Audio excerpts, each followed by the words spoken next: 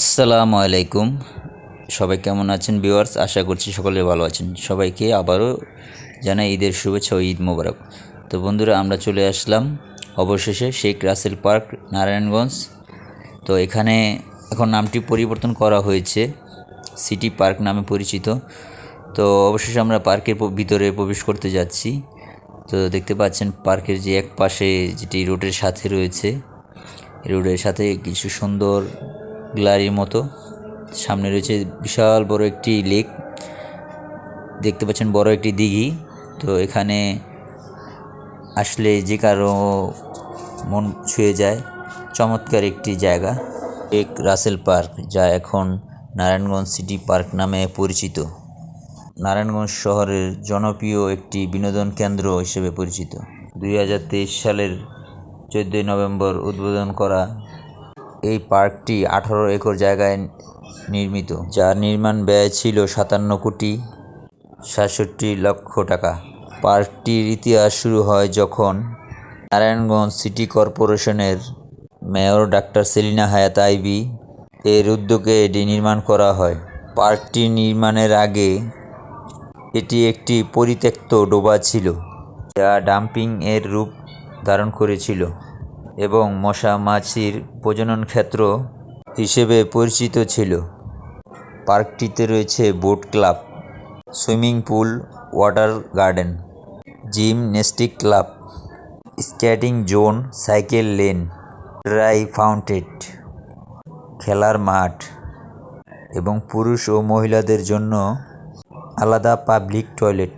2025 সালের 18 ফেব্রুয়ারি থেকে পার্কটির নাম পরিবর্তন করে নারায়ণগঞ্জ সিটি পার্ক নাম করা হয়। নারায়ণগঞ্জ শহরের 16 নম্বর ওয়ার্ডের দেবক এলাকায় অবস্থিত।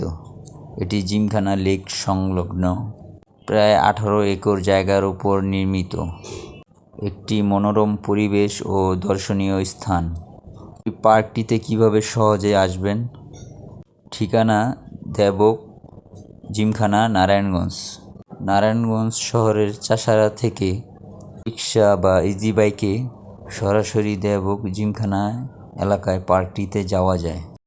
পার্কটিতে বড় একটি লেক, হাঁটার পথ ও বসার সুব্যবস্থা রয়েছে। নগরবাসীর প্রাণকেন্দ্র, প্রকৃতিতে ঘেরা, আধুনিকতার ছোঁয়ায় নান্দনিক পার্ক ইতিমধ্যে খুবই জনপ্রিয় হয়ে উঠেছে। পার্কটিতে আপনার যে জিনিসটি মন আকর্ষণ করে তুলবে, তার চতুর্দিকে রয়েছে সবুজে ছোঁয়া, অসংখ্য পরিমাণে গাছপালা, আর বসার জন্য রয়েছে অসংখ্য কিছু গ্যালারির মতো। আর দেখতে পাচ্ছেন ভিউয়ার্স, চতুর্দিকে গাছ আর গাছ। তো এখানে যে কারো আসলে মন ভরে যায়। তো এটি সম্পূর্ণ একটি ফ্রি টিকিট সিস্টেম, এখানে কোনো আপনার টাকা লাগে না। আপনারা যে কেউ আসলে এখানে ঘুরতে পারবেন। এই পার্কটির সময়সূচি বিকেল 4টা থেকে রাত 8টা পর্যন্ত এটি ওপেন থাকে। তো বন্ধুরা, দেখতে পাচ্ছেন এটি একটি খেলার মাঠ। তো এই পার্কটিতে খুবই সুন্দর একটি ফুটবল টুর্নামেন্ট খেলার জন্য একটি মাঠ রয়েছে। তার হাতের পাশেই রয়েছে ছোট একটি মিনি পুকুর, তা যেন মনে হয় ফুটে আছে পদ্ম শাপলা ফুল।